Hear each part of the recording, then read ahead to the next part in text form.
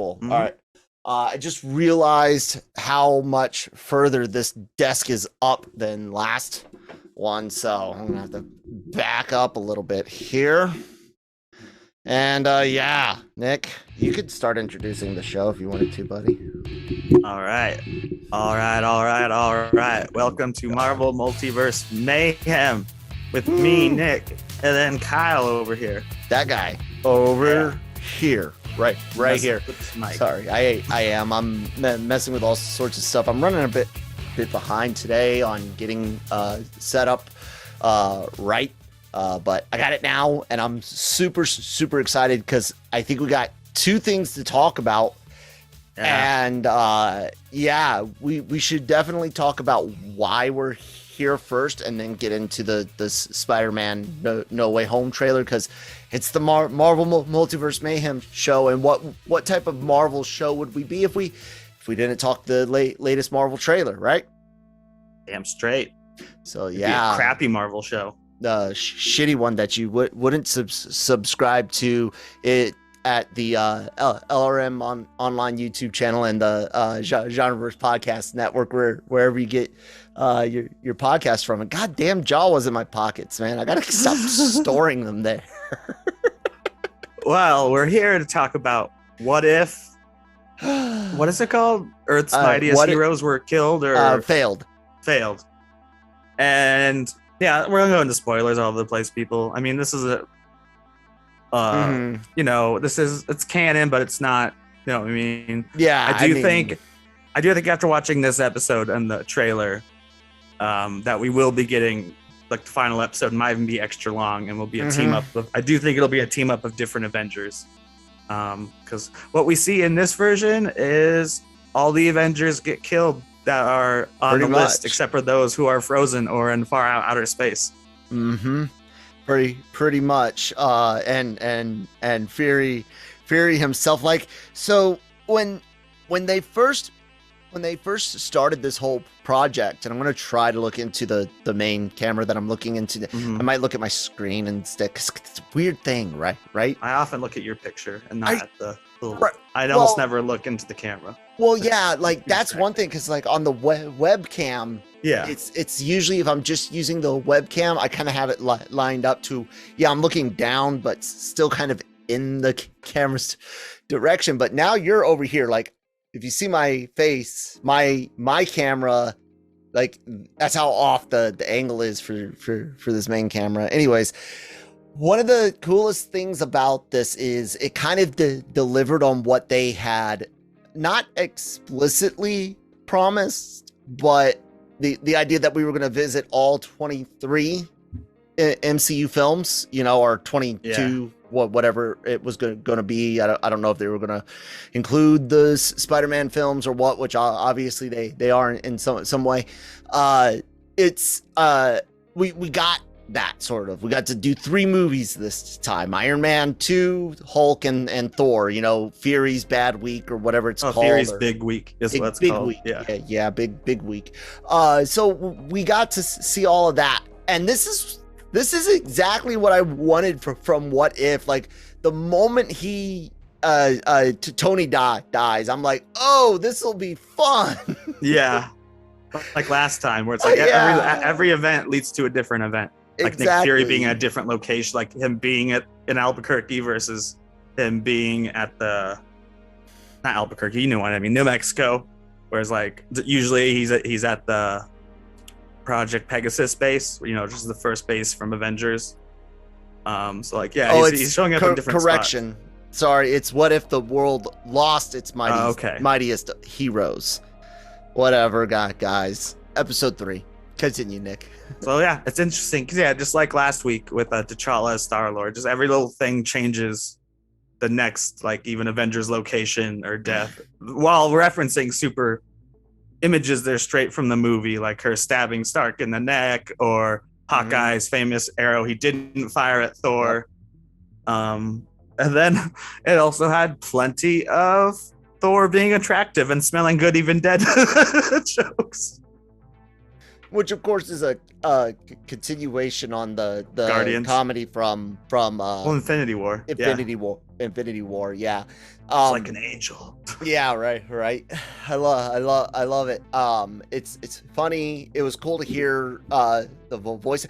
Dude, bravo to Lake Bell for doing a killer Scarlett Johansson job. Like she Lake Bell did it. Yeah, you're right. Lake Bell did that. Yeah. Yeah, dude, that was a great Black Widow.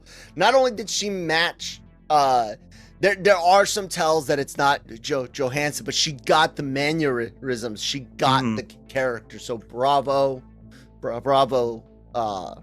And Frank Grillo, great job. Yeah. Even though it's short, it's still like voice acting's not easy. I've never done it. There's a few impersonations that I could do. I would never do it on air, but before my stutter kicked in, I could actually do a really good Barack Obama. I had to watch about a minute and kind of like ease my way into it, and then I could do like an impromptu Obama speech, because he always had a lot of uhs and ers that you could use to draw out like a joke, like an impersonation type deal, but can't do it with the stutter. But no, voice acting, from what I see on YouTube and hear from people, is it's not easy, and we've already seen that in this show where people have struggled with voice acting. Like, it just did up. So Frank did good. I can't think of anyone that did bad.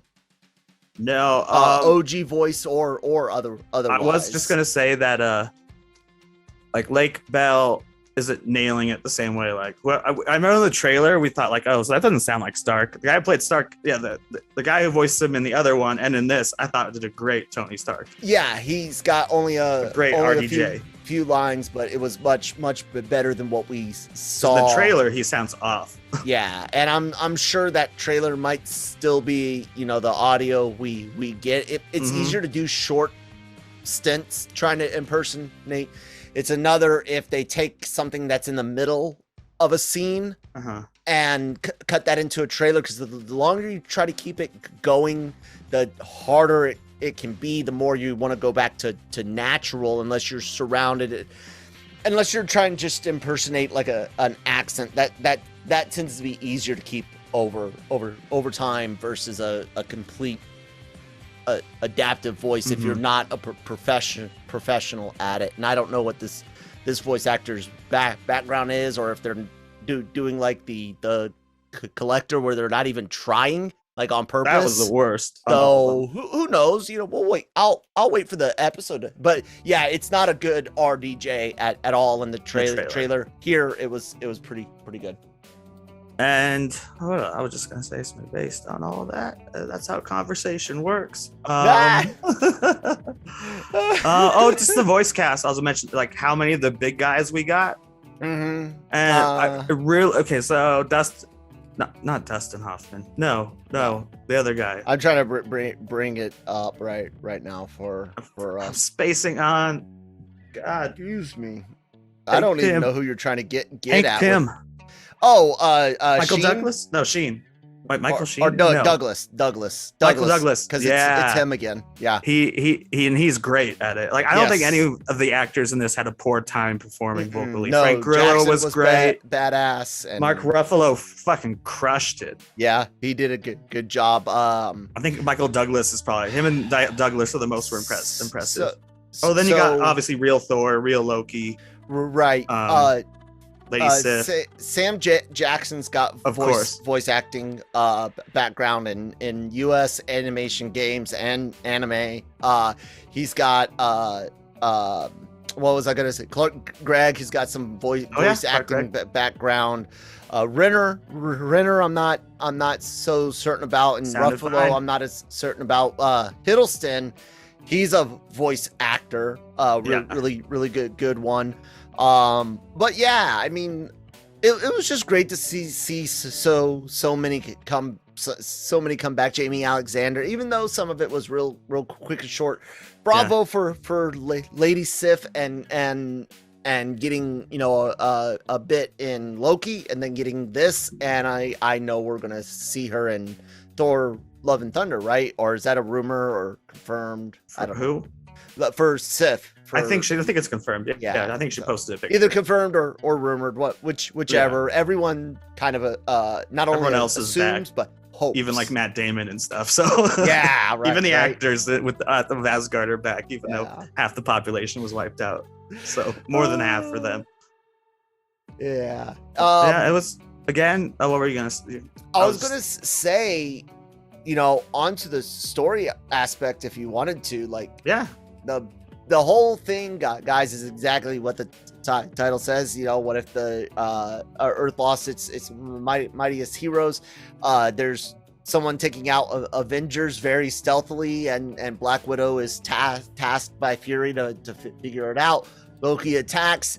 They make a deal with the devil. It bites them in the ass and sets up what we might see as the Avengers movie of this season, if you will, with Star-Lord T'Challa, fighting with the Avengers and whatnot. Who knows? Mm-hmm. This was just a shit. Another cliffhanger. I mean, another end. It was an ending, but but there's more. Just we showed you the story of the Avengers getting assassinated. Right, and not just that, but you have the fact that we got a comic accurate Hank Pym, dude, a crazed, disheveled, and violent and the Yellow Jacket Hank Pym in the Yellow Jacket.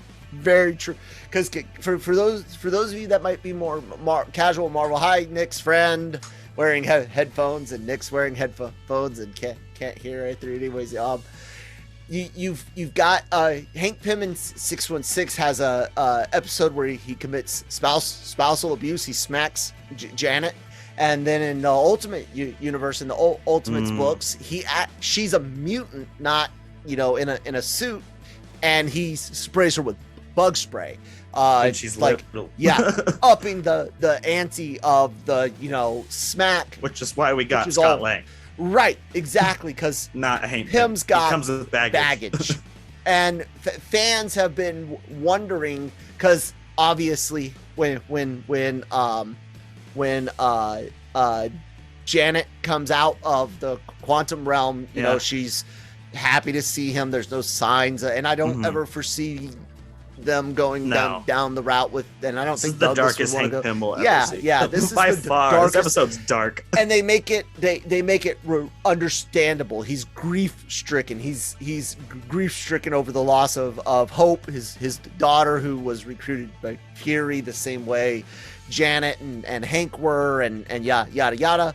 Well, they weren't recruited by Fury, but working for Shield, and he's disheveled, but it sucks, but it's understandable, And this is very interesting. Obviously, the other two episodes have started at the origin, even if it means going back to 1988. This one, something changed much earlier in the timeline that had Hope working for Shield. Yeah.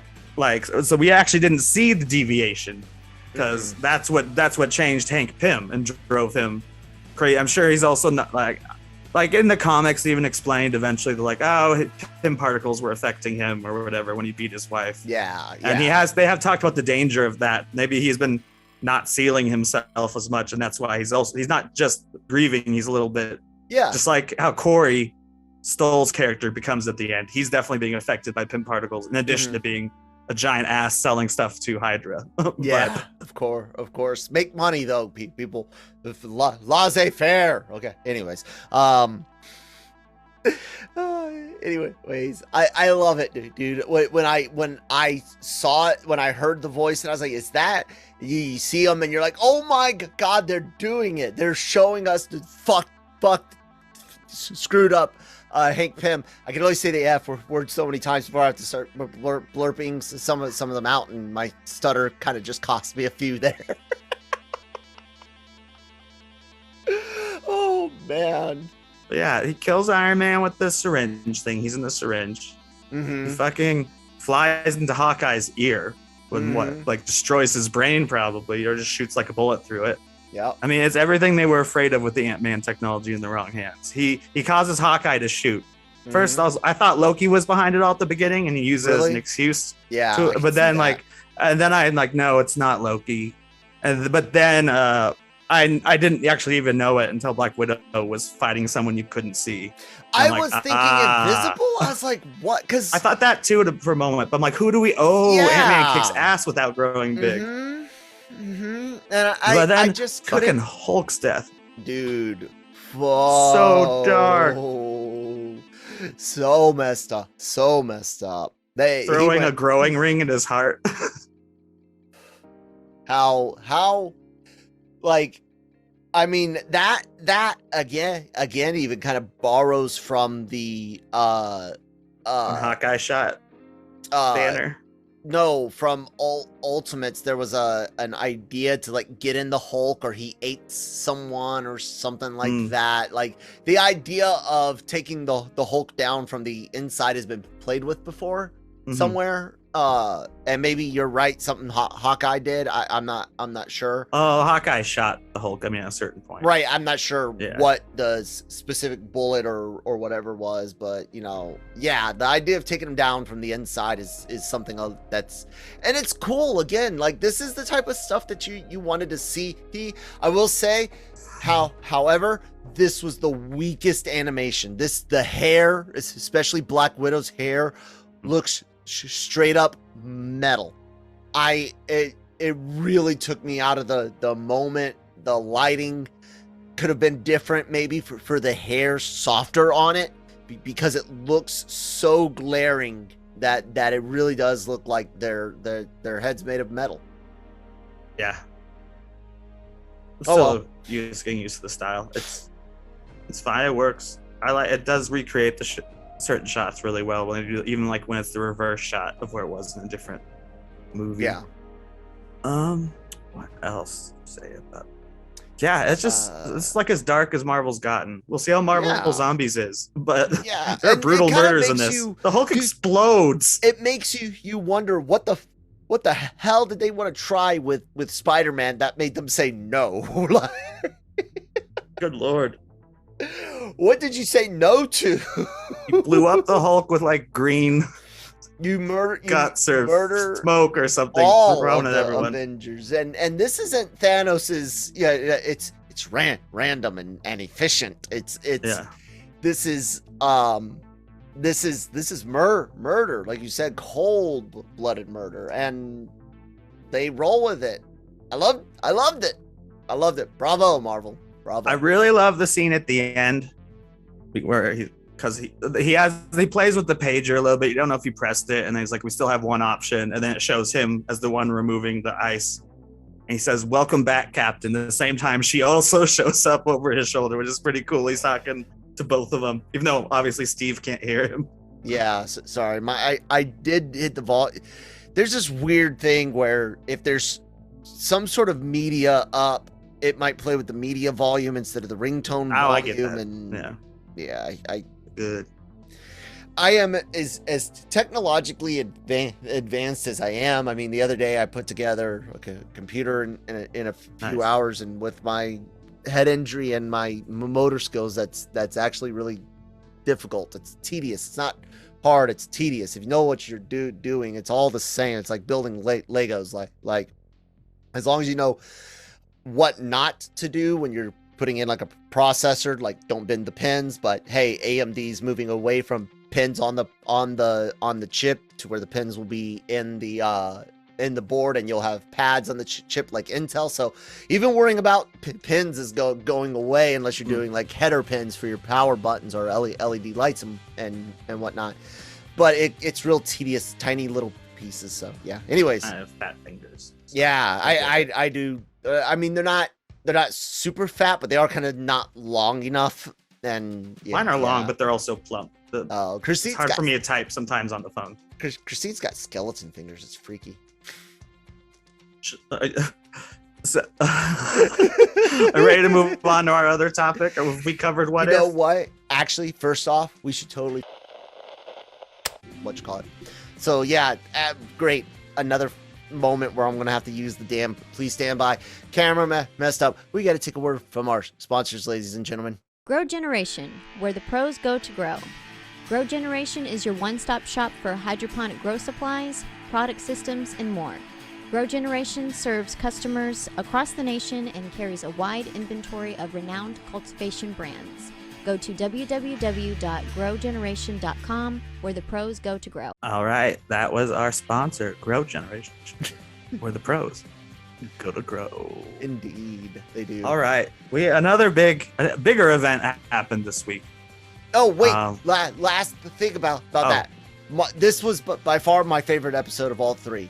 I meant to rank them. This is my second favorite. Okay. And Carter is my least favorite because, again, it doesn't play enough with it. This guy plays with it a medium way, but also feels a little bit like familiar compared to the Guardians. No, the Star-Lord episode's amazing. I loved it. It was great. This is by far my favorite so far. Yep. Anyways, go ahead. Let's talk Spider-Man. We got a Spider-Man trailer this week. No Way Home. And a lot of crazy shit's in it. Doctor Strange doing spells he shouldn't. Yeah, well, that's not new. Yeah, I know, but no, I mean, some people are online and they're like, what if it's the evil Strange from a future episode? Or what if it's Mephisto? And I'm like, shut up. I don't actually, Kyle, at this point, I don't think we're getting Mephisto. Maybe in Scarlet Witch, which is a rumored movie, but not even in So let's. But I do think we're getting that critter in Doctor Strange 2 that we saw in Agent Carter. Oh yeah, it might be Captain Carter. Shuma Gorath. Yeah, he's more likely to show up than Mephisto. I'm gonna say. I've been saying that I don't necessarily know where that it could be in the next Wanda-based show, but that they used so much material, right? And then when it came to WandaVision, to stuff tied to Mephisto, and this all goes back to WandaVision, and Nick and I, we definitely I tampered expectations too much, to the point that the kind of playing the kind of jerky podcaster guy rubbed people the wrong way, because smacking down fan theories, and it turned out I smacked down pretty much all the ones that were wrong. And but the one thing that I've really held on to is just the idea of a Mephisto, or an amalgamation of Mephisto, Nightmare, and Pandemonium, because of the amount of source they used from it. And then you look at Spider-Man No Way Home, and kind of the feeling like, are they doing one more day? Because the doors open for one more day. They're doing a version of it for sure, and they are, in which again, and I don't care about the devil in disguise stuff. Like, I almost bet that's a new addition to the movie. Like, I would almost bet because fuck with that sign, just the sign. Exactly. Peter Parker's the devil or something. I would, if I'm John Watts, and he's younger than me by a couple of years, so he's even more of a jerk than I am, because younger millennials are worse than middle millennials are worse than the younger, are the oldest millennials, and then the young ones are just fuck all y'all. No, I'm joking. I'm joking. But I would do it. So if I would do it, John Watts would do it. And I'm gonna be honest, the first thing I thought of when I saw that picture was Daredevil. Yeah. I didn't think of even I didn't think of Satan or Mephisto. I thought of the Daredevil. Criminal, but yeah, it's not related to that. It's just my Marvel brain was like, Daredevil's supposed to be in this, or at least Charlie Cox. Oh yeah. So I again, it's like, okay, so you're again using material that uses this character. So again, I don't think we'll necessarily see a big Mephisto reveal yet. I think it's going to be very, very tied to Doctor Strange 2. Wanda. No, yeah. Wanda. I mean, but not in this movie, I think. Right. Potentially maybe. Multiverse. Potentially whatever Wanda's next solo project is, only because of how much they're now. They're also using a lot of stuff that they can take out and plug in without having to use Mephisto. But it's almost a disservice not to use him at this point, unless they've talked about it with China, again, it's not always a, hey, they can't use supernatural or religious thing. It's a case by case, as everyone can clearly see by the movies they're selecting this year. It's pretty much a choice of what the elite want to see and be entertained with, matched with what they can screw the American market over with. Because right now, I think they're purposefully hurting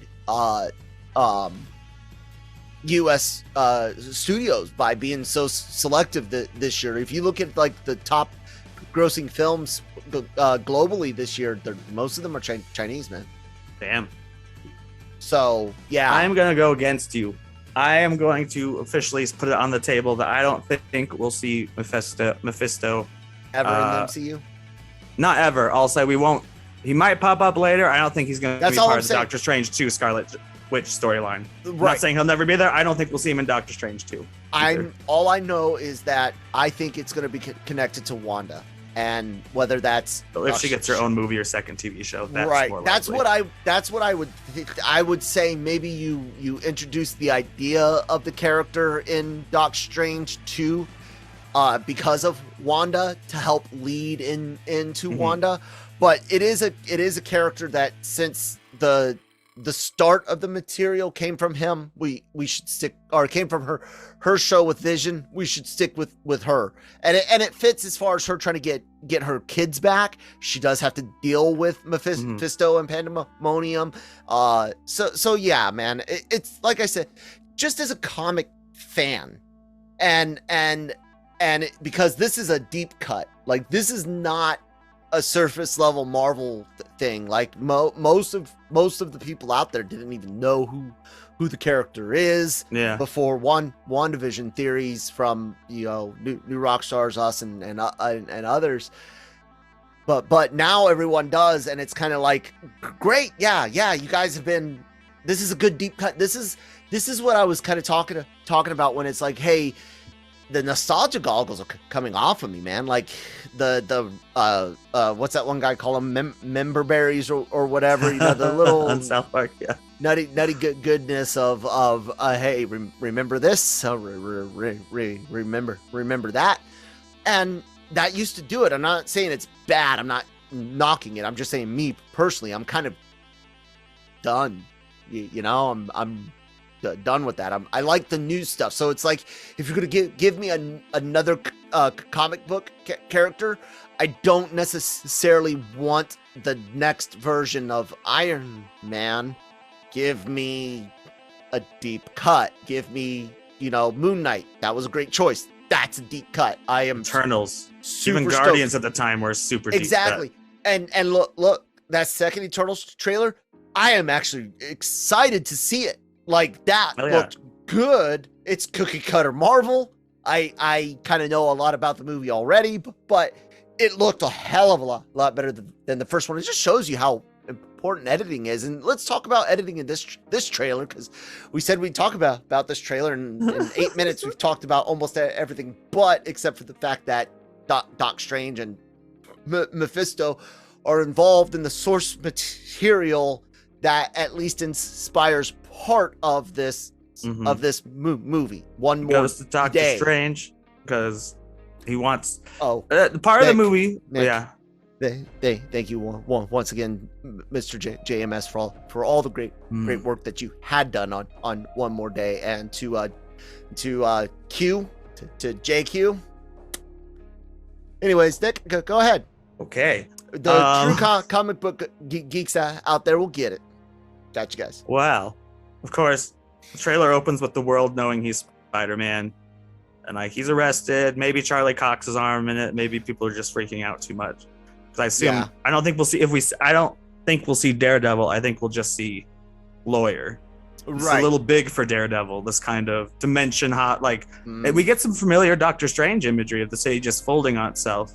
Yeah. But then it's also, so basically he wants to erase everyone's memories, like in No Way Home. But One More Day, you mean? One more day. Yeah. But he keeps bothering Doctor Strange while he's doing it, And it does create, well, as he's talking to him, it does create 3 separate rings, which I think just are the 3 different universes. Are you just gonna repeat everything he said? No, I'm joking. No, they don't say that part. Like, I just noticed there are 3 rings, and I'm like, oh, cool. So you have the Amazing verse, this Raimi verse, and we know we're getting villains from all those. We just don't. And it's pretty obvious we're getting Spider-Man, even if they're not in it for very long. But it is exciting to see pumpkin bombs, hear the laugh. I'll say. And they're super true to the original design. That's my problem. Well, that's my problem for the bomb. No. Hold on. Yeah. Hold on. So we get an upgrade to Electro from what we could tell with yellow lightning, right? Yeah. Okay. Awesome. Improvement, right? Yeah. We see Ock, and the CGI Peter. Looks odd, okay? But what a trip, and not necessarily an improvement, because the character really couldn't be improved in He's any the best. in the character, the aesthetic, the usage of the arms. All 3 you can't improve, so all you can really do is hope that you do it justice. So they did that. That brings us to Norman, and the one thing sorry, camera, come on, focus. Come on, can you get my face? There we go. Go. And then I know it's okay. Come here. Come on. There you go, baby. Anyways, what was it, Mr. DeVille? I'm ready for my close up. That Marilyn Monroe like meme quote, whatever the fuck. Anyways, where was I? I got out of focus. Norman Osborn. No, so everyone makes kind of fun of the Power Ranger outfit and the lack of, like, you know, true goblin imagery with sure, it's an orange and green motif, but where's the pumpkin? This was an opportunity. You already showed that there's some Halloween decorations and stuff. This was an opportunity to improve on it. This is what I kind of get from it. It's almost like Raimi saying, my guys don't need any improvement. He's not involved in that movie, though. That's not the one he's directing. Do you think he's not in no, I'm sure he is in that way. But we don't know. I think the Goblin will look different. I think bringing a different Electro. I just don't know why you would. I don't know why you would need to change the design of the bombs, though. They look like something out of this universe. I mean, it would be tech. It wouldn't be actual. Pumpkin bombs. I expected some refinement, maybe some black thrown in on, not just the same thing. There's slight differences, but I think it's supposed to look familiar as fuck, because that is the introduction.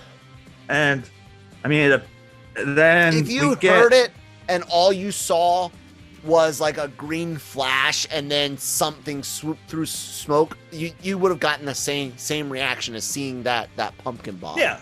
So this is easier. They don't have to show us even stop giving excuses. Change. My ideas are better of this trailer. And then it is good. They say the lizard's in it. Trailer. Yeah, and some people think it's Venom, but I think I don't think they have those universes synced up yet. Like their release schedule's not consistent enough for them to pull Venom into this. With the idea of Venom being pushed back, because even Vulture. They said today that was denied by the studio. Yesterday was a rumor. Today, Wednesday, the day we were recording, it was denied. Okay, because Sony denied it. Okay, because I knew it was the. So in the tier of entertainment reporting, you've got like the drama YouTubers, the entertainment YouTubers, and then you've got your blogs, and they're kind of all together in that group. And then you've got like that group of people that are between blogs and trades, and even in there's like some subdivisions. Vulture's like at the top of that. They're ahead of. They got more contacts and stuff, but you got your big trades like Variety and Hollywood Reporter, Entertainment Weekly, things like that. And I might have some things a little out. Sometimes sources are correct and are out way before the Hollywood Reporter talks about it. Exactly, and then it's like official even months later, even though we knew that. Like the Captain America 4, we knew who was writing it. and it was about Sam Wilson as a rumor, and then like 3 months later, it's in the THR, the exact same news we knew, and I have new details. Yeah, and not only that, but often I wonder, and this hasn't happened to us here that I know of, but I get the feeling that some of the trades might be some of the sources for the like interesting the medium whatever. I don't know, the people like us, like I said, not that I know it's for us or anything, but that kind of like those things where it's like, hey, we really want this to get out, and maybe even the studios want to use it to generate buzz, but they don't want the trade to look like they're getting into the leak game. Yeah, they hear a rumor, they pass it to someone. Exactly. I've wondered until it's confirmed, and then they could be like, okay. Yeah, because look, a lot they might have a favorite, right? Or they have a specific website for that. That way, other people aren't scooping it when they somehow hear it. That'd be crazy. I didn't think of that. It wouldn't be unbelievable, and would be smart business. Real smart business. It's plausible deniability, and in addition to that, it allows for what's the word I'm looking for? It allows for dissemination of information through multiple means. So yeah, I like it. Roll with it. Yeah, I dig it. That's a good theory. And then we might have seen Sandman also, which maybe. You really want to save money, you don't need Thomas Hayden Church or the actor who played the Lizard. Anyone can play those characters in CGI now. Maybe you even get a better actor to voice the Lizard. That guy wasn't bad. He's not a Spider-Man type actor. He's very out of place in that movie, I think. I could see them trying to use Thomas Hayden Church because look, he did kind of get shorthanded in what you call it? Spider-Man 3. Yeah, because he got to live. He's like the only villain that got to live. I mean, Peter didn't kill Doc Ock directly, but sure, why not? Yeah, this trailer was all I needed to get excited. Like, I don't need to see other Spider-Man. I don't need to see anything except for a pumpkin bomb and Doc Ock. Clearly, like obviously we see the electricity, and Feige himself announced that. I'm nervous about Sony's de-aging, and I'm wondering how much in-house at ILM and I bet the same companies that do other Marvel was or not, because it's only trailers, CGI, and there's still lots of time to add refinement. They don't always do that. I've kept trying to give people the benefit of the doubt and hope for refinement, but it has happened in the past, and it could happen. So I liked it. I'm worried, Nick. I am, because I don't want live action Spider-Verse, because Into the Spider-Verse works. It's good. And I don't want to have two Spider-Verses going on. I just want one Spider-Verse and then one comic book movie universe, right? And with Sony's big announcement of the Sony Spider-Man universe, I get the feeling we're not done seeing Raimi and Webb's characters. I think Sony wants to do what Warner Brothers is doing, honestly, and bring back old actors into modern properties. I think that it's an assumption based on a single image. The Morbius image that has obviously Sam Raimi's Spider-Man painted on the wall. Yeah, but they corrected it, right? I don't know. I don't think they did. Maybe they did, but that would be most people's dream, I think, would have. It came from the game. Like, they took a snapshot from the game. Oh, they did? The video editors, it came from the game. Well, if it's intentional, I would love for an older Peter Parker to continue in Sony's verse. Yeah. Leaving us Holland. And I'd love to see Raimi be hired to do Spider-Man 4 over there. Or even and then maybe even it's a different universe for him. He's new to that universe, but maybe then you could make the connection between Venom and Spider-Man, where the suit leaves Eddie Brock for a more powerful being. Yeah. You can do your storyline, then give it to Brock, and then the suit's, I don't know. That's why I would not care at all. In fact, I'd be excited for Sony movies with Tobey Maguire Spider-Man. I don't want to lose what we have at Marvel. So I mean, dude, it's done. I hope you're ready. After we all but know, I think that Holland is in Multiverse of Madness. How much, we don't know. That movie's pretty full. But not as full as this one. Oh god, that's why I want Mayhem for this one. It's too full. The simple fact is that I do think that Holland's Spider-Man is leaving our MCU prime, if you will, for the Sony universe, where he'll play around until the next Avengers event, till the next event films. That's just the way it is. I wouldn't even mind Tobey Maguire in the MCU. No, like Tom Holland stop! leaving. It's like Stop! I just want more Tobey Maguire. Why? Because he's still my Spider-Man. Like I grew up with the guy. I know, but like that's what I'm saying. For me, the whole nostalgia of the whole. Remember that I've seen so many things fixed. It's time to stop fixing things and do some more new stuff. Come back and fix more things later. I just think it's like Endgame, where they have the perfect reason to put all the Spider-Man together, even for a little bit, and to use a Sinister Six. I hope just never like do it again, but it should have just been. Just like Endgame was able to take advantage of 20 years of movies and flash back 2 scenes in those movies from a different, they almost feel like too good of opportunities to pass up, even if you are gonna, especially if you're gonna lose Tom Holland. It is, and I get it. Like I get it, and like I said, I'm against the whole idea of continuing on the Sony films in any way because look, they don't.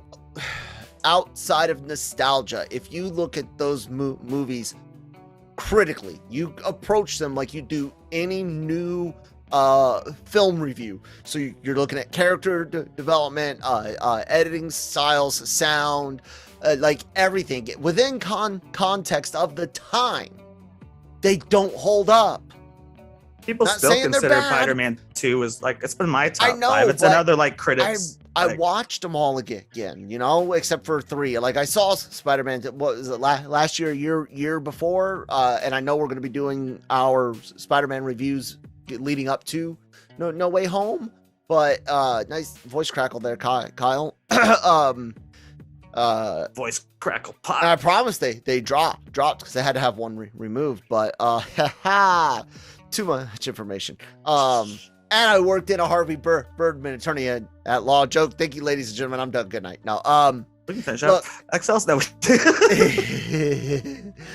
No. Like I said, it's just a personal thing, and honestly, I think it's just because of the amount of stuff I've consumed, and because I've been a snooty, snotty, stuck up film buff for so long.